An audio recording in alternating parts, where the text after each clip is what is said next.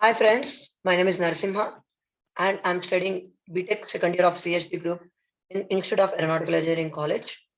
Today, as a part of my AIT TikTok videos, in the subject of programming with objects, I want to explain a topic for you that is understanding generics. We all come across this word generics in the coding language of Java very familiarly. And today, if you have any doubts, I want to explain about the topic named generics. First of all, what is generics? In the Java language, Java generics are a language feature that allows for definition and use of generic types and methods. Generic types are initiated to form parameterized types by providing actual type arguments that replace the formal type parameters. A a class like linked list and E is a generic type that has a type parameter E. This is a small example for understanding purpose. This is a type of generic which is used in the Java language. And the usage of generic is for definition and use of generic types and methods. These are all are before only set up in the Java language and further used by the users. And Java generics is a solution designed to reinforce the type safely that Java was designed to have.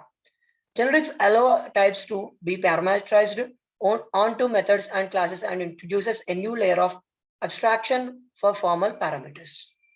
As we all know, Java language is type safe language and many secret files can be also stored in the Java language and it can be protected by us. And for that purpose only generics feature will make very type safely used language by us. And there are many advantages of using generics in Java. Implementing generics into your code can greatly improve its overall quality by preventing unprecedented type runtime errors involving data types and data caching. As we all know, while compiling a program in the Java or in any language, runtime errors are occurred due to the data types or due to type casting or due to the other issues which we are being held while writing a code. So by using the generics, we can avoid the runtime errors which will involve the data types and type casting. Understanding generics. While we're coming to our topic, understanding generics. When we write classes in Java, we need to be able to specify types for any properties and methods that exist in the class. Often, we may need to change these types for different situations, which is what generics are used for. Without generics, we would need to repeat our code multiple times, each time with a different type. Using generics, we can make a single class definition with a placeholder that the user can specify at the time of declaring the object. Apart from some coding languages such as Python, in Python we need not to be specify the data type of an item or a property of an item or a constant or any variable.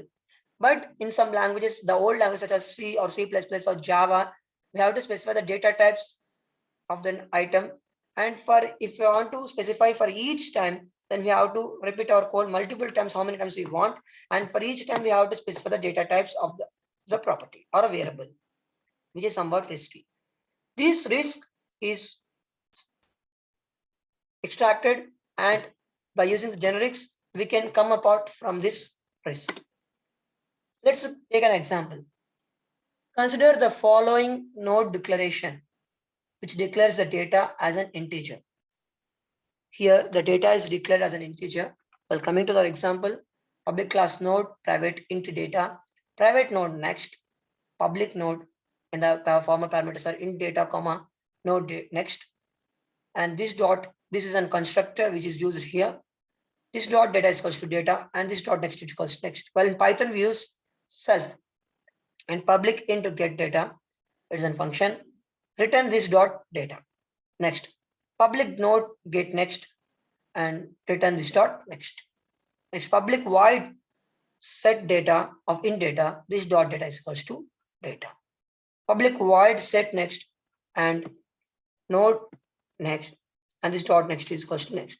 Here we can observe that the node is declared as an int And this constructor use it to combine or to assign a value to the variable such as data and next.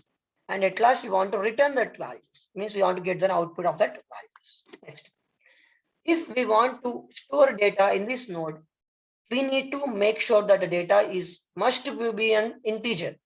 Otherwise, here we all know that Java contains 9 data types. And if in this program, if we type other than integer value, then we will get a type error as usual. Using this node, we can implement a stack that can hold integer values. Coming to the example, here we are implementing a stack, public class stack, node top, and we need a top value, so we are declaring the top, and public stack, this dot top is equal to null, public void push of int item, node insert is equal to new node of item and skills. And here also there is this constructor. If this dot top is equals to null, this dot top is equals to insert. Means if it is null, we have to insert an item or a variable or a constant into the stack. Otherwise, else insert dot set next of this top. This dot top is equals to insert. If already it is inserted, then go to the next variable. Next, public int peak, return this dot top dot get data, public int pop, and we are pop. In the first line we are inserting the elements, and the second time we are popping the elements for getting the sorted variable, and it's somewhat used in the sorting process. This type of process is used it. And the first piece of code we are inserting the elements, and the second piece of code we are popping the elements. Just have a look once.